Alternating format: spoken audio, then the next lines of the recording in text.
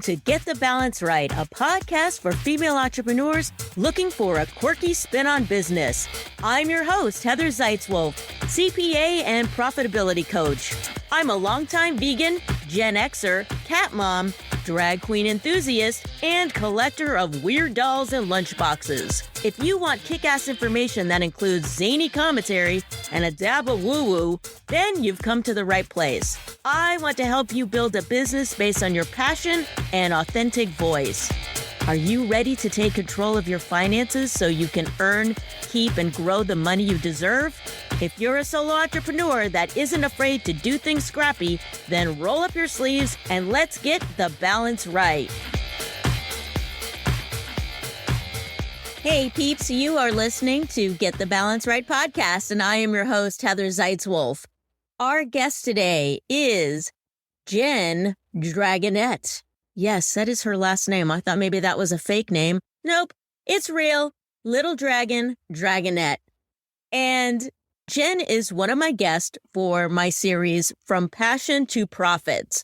So I'm really excited for you to meet Jenn if you don't follow her podcast or don't know her off of social media. And she is somebody that is, I would say, addicted to learning, just like me. She's taken tons of courses. She's got degrees, certificates, all that kind of stuff. I had a really great time talking with Jenn and learning all about her. And I think that you will find her story very inspiring and very relatable. She went through a time which I'm sure a lot of people out there went through during the pandemic, where you felt very alone. And she dealt with that. And her way of coming out of her depression was to start a podcast. And now she's producing podcasts. So, good things sometimes come from really dark places. One of the things that I've been dealing with this past weekend, was my kitty Sebastian, who is my second born. I had Thelonious. He passed away a couple of years ago. And now Sebastian, unfortunately, we had to let him go. It was so sad. We had to have him euthanized over the weekend just to put him out of his pain. It was a really, really tough decision, but he was really suffering. And you may have heard him in the past if you've listened to my podcast. He was the cat that was whining in the background for water. He wanted a drink out of the sink. And his best buddy was Thelonious. And after Thelonious died, he's just been crying and crying and crying. I don't know if you believe in the kind of thing where maybe those two kitties are cuddling again and playing in a better place. That's where I think Thelonious and Sebastian are. I'd like to think so. So this episode is dedicated to my buddy Sebastian, who I'd really miss. I do have another cat. His name is Finnegan, and he's still around. He's very healthy, so he's not making any noise right now, but he's sitting right next to me. And ever since Sebastian has passed away, he's been pretty much by my side. I've got like a lump in my throat right now, just kind of thinking about it. So okay, let's put that aside for a moment. We're on a happier note. I am excited to announce that I've been working with a podcasting coach who is helping me release season 3 of the podcast. So it's going to go through sort of a relaunch. There will be a lot of the elements of season 2 in this show, but it's going to be bright and shiny and new. And I'm super excited about it. And I really want to hear from my audience. What do you want to hear on this new season show? What topics, what kind of people do you want to hear from? What would you like to learn in this next season of the podcast? For right now, I've decided that I'm going to continue to uplift the female voice. So right now, I only have plans for interviewing female entrepreneurs. I might switch that up a little bit. On my wish list of people that I want to bring on for season 3, I've got drag queens on my list. So obviously, female does not need to be defined by body parts. So I have a really fun announcement. Between now and when season 3 kicks off, we're going to be doing a special giveaway.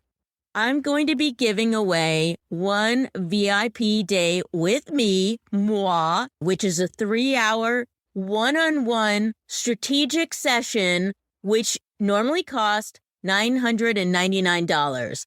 So that's like $1,000. All right. You get that for free. And here's what you have to do to win it. You'll have to post something about the podcast. So post either on Instagram, on Facebook, on LinkedIn. Then you have to tag me, find me on social media. You can find the links in the show notes, and then use the hashtags Get the Balance Right podcast and the hashtag From Profit to Passion, and tag me. And every time you do that on social media, you'll be put into the drawing. So the more times you do it, the better. And if you give us a rating and review, if you give me 5 stars, send me a snapshot of that, and then you will be put into the drawing for the VIP day. Also post that onto social media so I see it, and you have to do Get the Balance Right podcast and From Passion to Profits hashtags. And you will also be entered to win the VIP day with me as well. I would love it if you could share it with a friend, tag me between now and when season 3 drops. Make sure that you enter to win, and you have to use those hashtags. Please, please, please help this little show grow and grow. All right, peeps, let's get on with the show with Jenn Dragonette. Are you ready? Yes. Here is my interview with the delightful, wacky, I'm going to call her wacky because she's wacky like me, kooky, yes, very smart, very educated, Jenn Dragonette. Jenn Dragonette with the most awesome name I've ever heard. Welcome to Get the Balance Right podcast. Thank you so much for having me. I'm really excited to be here. I love your energy, and I know we're going to have so much fun. Oh my God. I love your energy too. You're another quirky, wacky, kind of alternative into some really awesome, different things, not the run-of-the-mill snooze fest thing. For people that don't know who you are, Jenn, tell just a little bit about who you are, your podcast, and you've got multiple businesses. Let's just focus on who you are and your podcast. So yes, I'm multi-passionate. I am a person who doesn't like labels. When I really want to introduce myself, I'm like, hey, I'm Jenn. I'm your land mermaid connector of humans. Because realistically, I could list off what I do, but that's not fun. Land mermaid connector of humans sounds way more fun. My podcast is Feed Your Business with Love. And that was because everyone, as you're going through school and all these things, they say, be a ripple, be a ripple. And I was like, no, I want to be a tsunami. So my mission with that podcast is to be a tsunami of self-love in your life and business, because everything starts from within. I love that. Okay, a tsunami. A ripple, yeah, that sounds like small potatoes. Tsunami, you can't get any bigger than that. And you know what's kind of cool about a tsunami is, I mean, real tsunamis aren't cool, but because they can have a lot of destruction, but it's also about disrupting what's already there. And you are like me, you're multi-passionate. You got a lot of passions going on, and you have a lot of educational background experience, which I so appreciate because I am a lifelong learner. So tell us a little bit about your educational background. What are all the things that you've studied? What haven't I studied? Except for podcasting. That's the one thing I have not studied, which is really funny. So I went to school and I started with graphic design and photography. I finished my associate's degree as the visual communicator. Then I went and I was like, this is boring. So I decided to become a pilot and went through the school, didn't end up with a degree, but ended up getting certified and then saying like, I am not going to work this hard for that little money. I'm just going to do this for fun. So then I went back to school, got a degree in marketing and managing, got my master's, and then I just started adding 7 certificates after that. I got to ask you about this whole flight thing. Were you flying like prop planes or like 2-seaters, 4-seaters, a Boeing 747? Like what were you flying there? So just little tiny 2 to 4-seaters. I was terrified to fly. I missed some trips to go overseas with my grandparents because I would not get on the plane. And this is before you were a pilot, right? This is before I was a pilot. Okay. This is why I became a pilot, was that I was like, I am never going to miss another trip. What is it about this that scares me? And it was that I didn't understand it. So what's the best way to do it is immerse yourself. It was the most expensive immersion that I've ever done in my life. But now I can tootle around Sonoma County in little tiny Cessna airplanes. And it's been one of the best, most empowering things that I've ever done. Still don't like flying because I don't like being shoved in a little tiny tube with that many people, but I'm not afraid of it anymore. Now, did you ever jump out of an airplane? Heck no. I'm the person going down with the plane. I did help out with a flight school. When the pilots wanted to jump, I would take the planes back down, but no. Mm-mm. Yeah, you're Perfectly good airplane. Why am I jumping out? Exactly. I feel the same way. It's like in Mexico, you can go on these zip lines. Even that was scary. I couldn't even see the jungle floor below, actually. You'd like look down, you're like, oh, I have no idea how high I am, but I'm in a tree. You've got multiple certificates. So you got a master's in marketing. So you have a business degree then. You have a master's in business. And you've also worked in accounting. How did that come about? I'm really good with numbers. I'm really good at playing in financials. I love financial statements. I love them because it's a puzzle. So most people think of like cut and dry, like, but it was a real puzzle. You got to be an investigator. Like, ooh, where did that penny go? Wait, that penny just turned into, how are we off $1 million? I was just off of, a penny. Like, and it was fun to be a investigator. So I really enjoyed it. And I just kind of fell into it. Ended up at the flight school. The flight school needed a bookkeeper, and I just kept going. I always call what I do like Nancy Drew. Like, you got to get all Nancy Drew about some of these things sometimes, especially when someone gives you a messy set of books and you're like, what? Where did this come from? And how did this happen? And you got to really like go in there and get all nerdy with it. Well, that's so cool. If you don't mind me asking, how young are you? This is my last year of my 30s. So next year I'll be 40. You've packed in a lot of stuff in a short amount of time. Oh, yeah. What are some of the certificates that you've earned? So I am a certified integrative nutrition health coach. I'm a Hatha yoga teacher. I'm a Reiki master and teacher. I'm a therapeutic art coach, an NLP practitioner. I know I'm forgetting some, but that's what I remember off the top. I'm like, I know there's 2 more in there, but I don't remember what they were. We've had several people on the show that were NLP certified, and some of the people I've talked to who have been NLP certified have also studied hypnosis. Now, did you also study that? No, I had to stop. I had to. I'm a lifelong learner, but it was one of those, I was seeking certificates for validation and to feel worthy. I love learning, but it was more of a self-validation. Like, okay, I can be good enough to show up if I have this one more certificate, which isn't true. You don't have to be certified in most things. I also feel that as well. I think the people that are more overeducated are the ones that maybe suffer from imposter syndrome. It's like, well, I need to know a little bit more before I can put myself out there as the expert. I love to learn, but I think that is part of it. When I started offering some services in my business, I was like, well, I better take another course on this because I need to have this certificate. And my clients didn't care if I had a certificate in that. I already knew the information. I don't know why I felt like I needed to have a piece of paper. Very cool. You've got all these passions. And I would assume that you're passionate about the things that you study, not just to get the piece of paper. Now you're helping people that are in business with their podcast. Tell us about that business. So it was very interesting. Podcasting fell in my lap. One morning I woke up and was like, I'm going to be a podcaster. And that day I actually launched my show with the trailer, had my first interview the next day, had no clue what I was doing, ranked at number 55 in the top self-love podcasts in 8 months. And then I ended up in a Clubhouse room. And we were just supposed to be there for meet and greet, but somebody found out I had a podcast that was doing relatively well. The host was like, can we talk about podcasting? Do you have some time? Can we keep the room open? I was like, oh, sure. And we started talking. And at the end of that, she's like, do you have a course? And I was like, yes, I do. I did not have any idea, any clue. But in 72 hours, right after that, I wrote down what I could possibly offer. I put up a quick sales page, and in 72 hours, I sold out my beta program. So that's how podcasting came about to me. And now it's really podcasting for your soul. So working with me, there's different levels that I absolutely love. But I think of podcasting as this like beautiful soul tool. It's really helps you find confidence, find your voice in a way that is unfiltered. Because on a podcast, you can pretty much say what you want. You don't have to check yourself like you do on a lot of other platforms. So I really think you get to find your authentic self.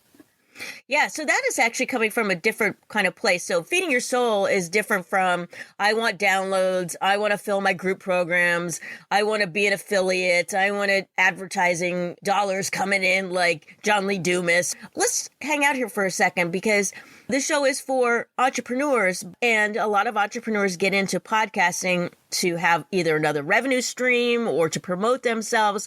But let's just talk about this whole soul filling. Do you work with people it's just a passion project for them?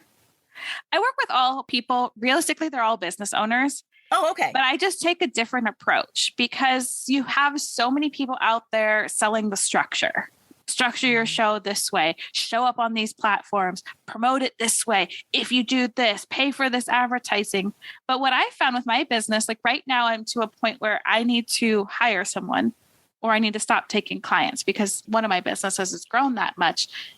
And I don't sell at all. But my podcast comes from my soul. People get to know the real me on my podcast. Whereas if I'm showing up somewhere else, I feel like I have to be put together. I feel like I have to be censored. It's podcasting for your soul, but podcasting is 95% of where I get my revenue from. Wow. You've really tapped into this. So your podcast, when did you say that you started it exactly? How long ago? February of 2020. Oh, okay. So it was one of those that started during the pandemic. Right before the pandemic. Know COVID. We didn't even know about it at the point when I launched. When you started, it wasn't like, I'm going to start teaching people how to do podcasts. It wasn't that at all. It was more of a self-help type thing. How did you, in the beginning, did you come up with your own ideas? Did you interview people? I mean, I've listened to your podcast, but full disclosure, I haven't gone back to the very beginning. So I don't know how it was in the very beginning. It really started out with me interviewing with a lot of people. Okay. I had gotten to a pretty dark place in my life where it was one of those like, okay, universe, if I don't have a purpose, don't let me wake up tomorrow. One of those kind of dark places. And I needed a way to talk to people. I worked from home. My husband's in fire. It was me and the dog. Like that was it. And I needed more in my life. How can I connect? Because I hated at that point in my business. I was like, can we jump on a discovery call? Let's have a coffee chat. And everyone was saying no. Oh. Nobody wanted to jump on coffee chats because that was meaning I'm getting sold to. I was able to create this podcast and I started talking to people and sharing their message. And it felt really good to be able to say, hey, I have this platform. Let me promote you. But while I was doing that, what I wasn't realizing I was also doing was networking and building my business by just having conversations and promoting other people. Those people kept referring people into my business. And so at that point, though, because you weren't helping people with podcasts, what was your business? Was it more in a mental health capacity? Yeah. So I was a chronic pain health coach at that point. I was helping people with chronic pain and chronic illness live fulfilled lives. So this is the same podcast you have now. It just sort of morphed over time? It morphed over time. So until this year, it was Feed Your Body with Love. And then as I grew, I started collecting entrepreneurs. And I was like, okay, well, as an entrepreneur, let me tell you, that's like the best self-help you can ever get for yourself is let's go be an entrepreneur. If you are not doing personal development as an entrepreneur and you are successful, high five, double high five. Like you're doing something great, market that because that's the magic in the bottle. But it just started teaching me about myself. I think podcasting is so forgiving. You can pivot, you can have seasons, you can have series. So you don't get trapped in this box, like, get me out of this box. And it allowed me to just pivot and have different guests and all different walks because self-love, there's a lot of topics you can talk about under that topic. Even though it morphed, it still had some of the same themes running through it. So you can pivot, but people aren't like, whoa, this is completely different. It still had that essence of what you started with, and it continues today, but it's just kind of changed over time. That's really cool. My podcast has changed as well, and I'm coming up on episode 100, and it's going to change again. It is definitely a commitment. It's a lot of work. Yes, unless you hire someone. That's true, and you do that. Not only do you help people launch their podcast, tell us what else you offer. So I also help with strategy. A lot of podcasters come to me. They don't want the production side of it, which I also do, but they want the strategy. What's the next step for me? What's the creative next step? I'm in a roadblock. I can't come up with another episode. Or maybe they've only been a solo show and they want to merge into interviews and they're just not seeing the results. They're really focused on the download numbers and they come to me and we really strategize behind it. You can have a really low download show and have a really high profits business because it's just having those right people and showing up in the right places. So I do a lot of strategy. That's like my fun zone. I call it my fun plan. It's like, let's come up with something that fits you. If you hate social media, let me help you build it without social media. If you love going live, let me teach you how to do your show as a live stream and work based off SEO live streaming to YouTube. Really getting into what feels good to you. Because again, when I was looking in the industry, so many people are like, all right, you got to post on this platform and this platform. And after your show, do this, this, and this. And it's like, I hate showing up on social media. It doesn't feel aligned to who I am.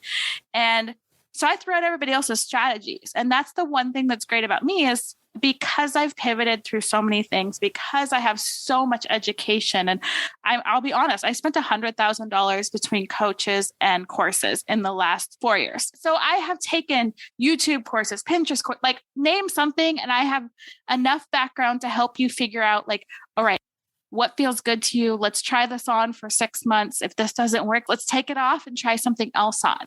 And being there as a cheerleader in the back end. So I love helping people with that kind because one size doesn't fit all. Do a lot of people come to you with pod fade? Like they started this podcast thinking like, oh yeah, it's going to help my business. And then they realize like, man, this is a lot of work and I don't even know what to talk about each week. There's some that come to me with the production side of it. Like I am spending 20 hours a week editing my 30-minute show. And I'm like, no, there's some shortcuts that you can do. You can, again, hire someone like me and my production company, or there are some softwares out there that make your life so much easier. I have spent a lot of time researching platforms and things make your life easier. So we streamline it because that's part of the reason why people pod fade out, because it's so much fun to have the conversation, but then you have this audio file that, oh, I've got to, mix it down to 16 loops and I've got to do this. And then I've got to write those stupid show notes. And then they're using these show notes and they're not making a blog out of it. I'm like, hello, that's not even searchable. So it's just kind of cleaning up the back end and streamlining the process, which is one of my zones of genius is to make anything like you want to get from A to Z without having to do the whole alphabet in between. I'm your girl.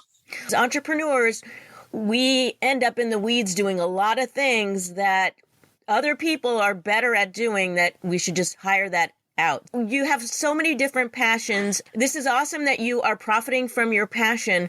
Are you also working on the side hustle? They're all side hustles. So my main business is my production business. Like I said, it's growing. I'm going to have to hire. I can't take the load anymore, which is like, thank you, universe. May I have another? Because it's so cool because I'll get to actually help someone else live this life because I get to have an employee or a contract. I'll have to talk to you to figure out, which is going to be the best form for my business and where I'm at.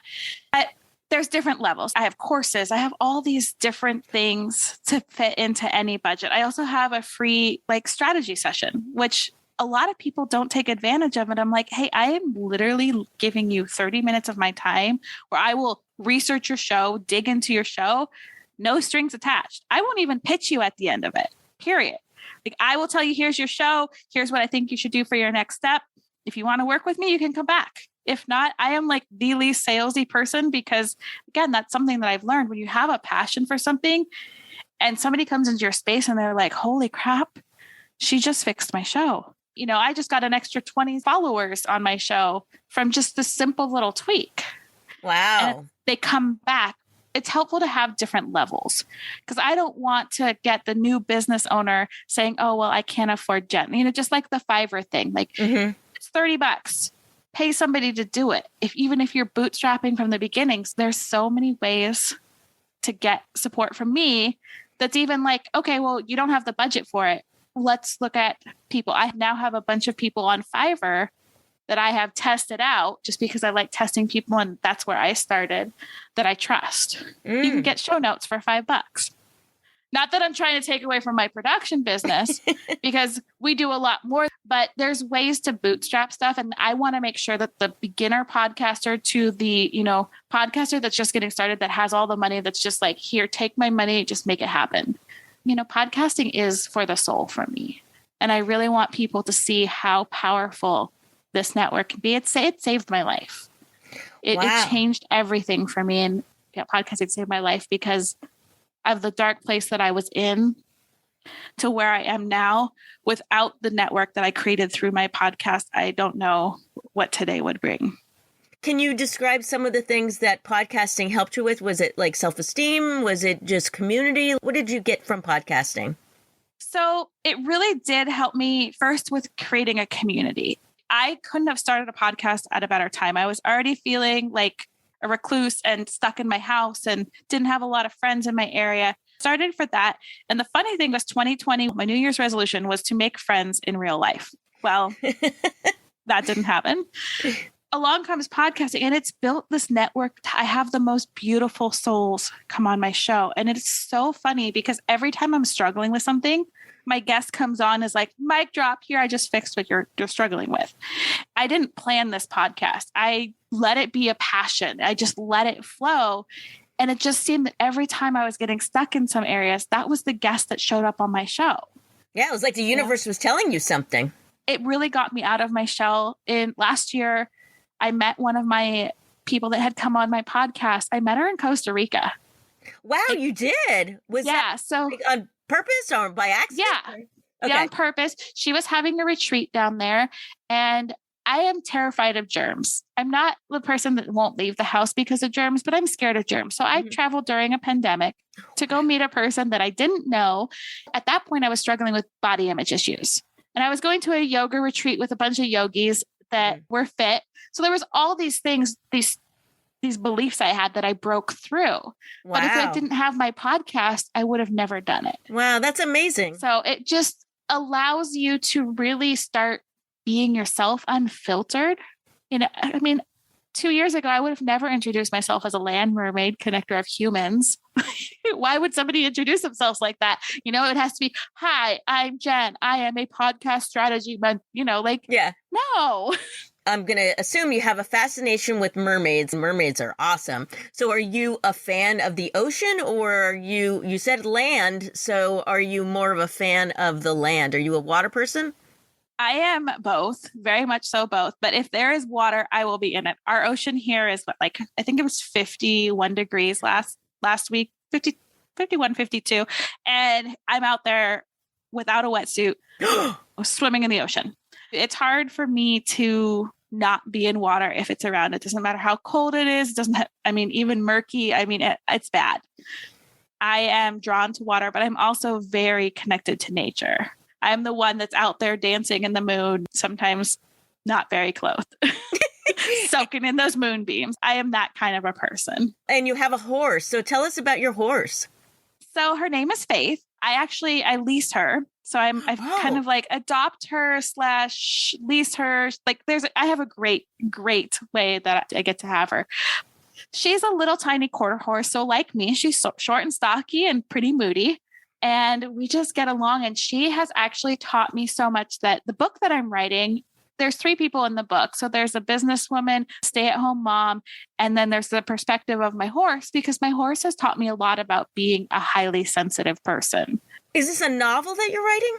No, it's an actual book. Oh, wait, whoa. Wait a minute. It says draft on it. She's holding up something for the people that are just hearing this. And it's going to turn into like a bigger brand. It's going to be branded, instead of Feed Your Body with Love, it's going to be branded as the Feed Your Business with Love. So it's all about self-love and actually finding yourself.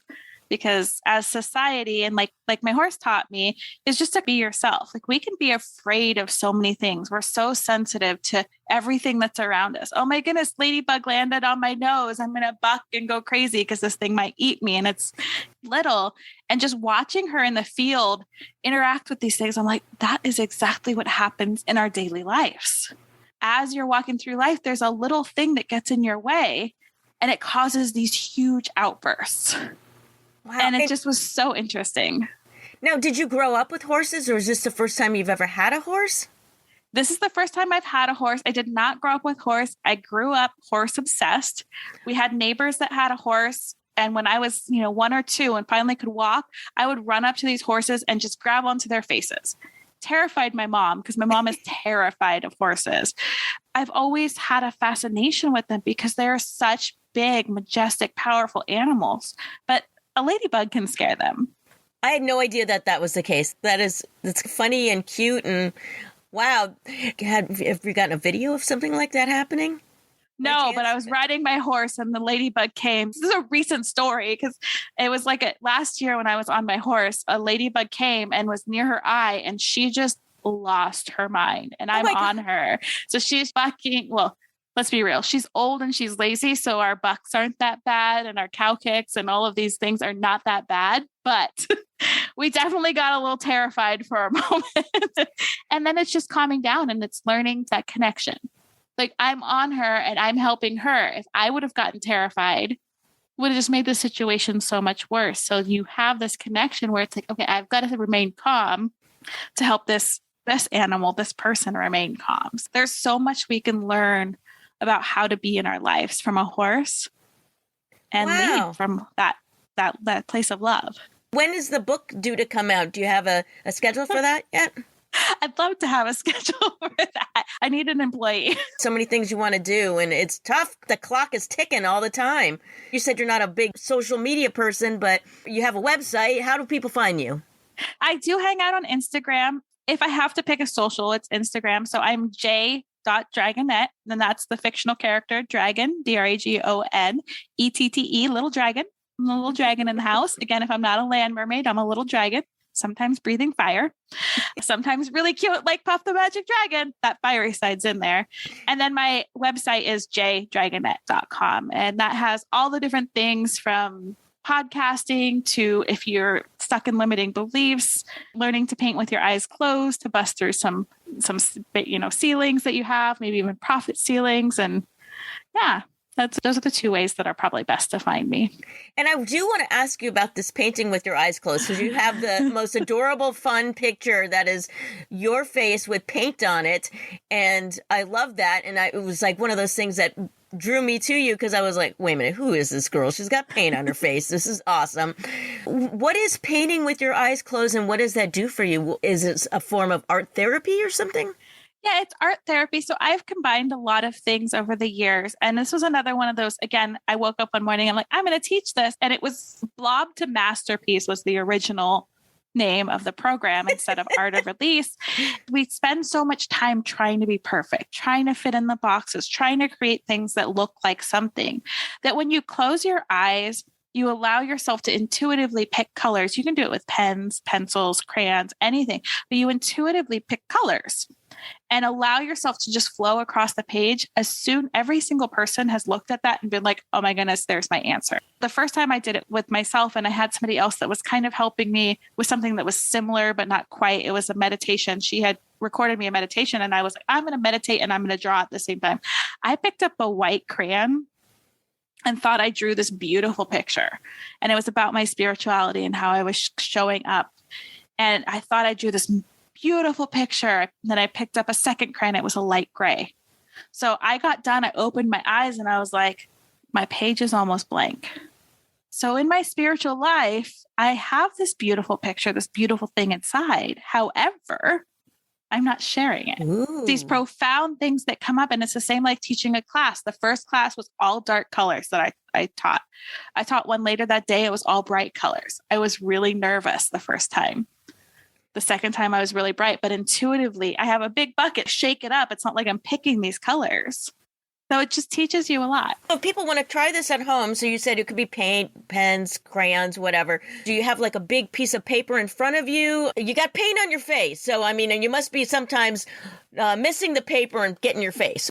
That's the fun part is if you are somebody who's struggling with perfectionism and can't be dirty, get washable Crayola paints and finger paint. And I've worked with kids that do this. I worked with a couple of kids that had a really hard time wanting to go outside because they didn't want to get dirty. And we did this exercise and we walked through it. And you just really have to think about it. Come in with an intention of like, I'm really stuck. and just allow yourself to just be with it. Normally when I do it, we come up with what the core problem is. I work through some EFT tapping stuff. Oh, that was one of the other ones. I'm an tapping practitioner. And we kind of go through this process of calming yourself and looking at whatever it is. We've done anything from leaders having trouble that we're leading to, again, kids that didn't want to go outside. And then we come up with homework afterwards. So like the kid that didn't want to go outside, I was talking with their parents and I'm like, do you guys want have flower pots or something? Go out and get them flowers so that they can plant them and make them plant them with their hands. And I got, messages back from the parents later that are like, oh my goodness, I don't know what you did to our daughter, but she wants to be outside. She's playing in the sand. It really changed. And she loves doing this now. When she's getting to that frustration point, she goes and gets her paints or her crayons and just starts allowing it to be. So it's really just going in with intention. Part of being a kid is doing stuff messy and exploring things, because when you become an adult, there's so much pressure to be perfect all the time. Jesus. Yeah. Well, that is so cool. Thank you so much, Jenn, for being on the show today. It's been so much fun, and I love learning about you, and there's way more to unlock. You're a woman with many layers. Oh, yes. Oh, yes. If you're not having fun, you're doing it wrong. If you're in business and you are miserable and you just hate it, add play somehow. I love that. I'm always about having fun like that. Every day you got to laugh. Allow yourself to be silly and have fun. Being serious all the time it's just not fun, really. No. And you can make anything fun. I mean, look, you look at what you do for a living. Like, people think finance and accounting is so boring, but you have proven that is not the case. Exactly. And when you get all Nancy Drew in there, then it's exciting and it's full of intrigue, right? Yeah. Well, thank you so much, Jenn, for hanging out with me today. Thank you.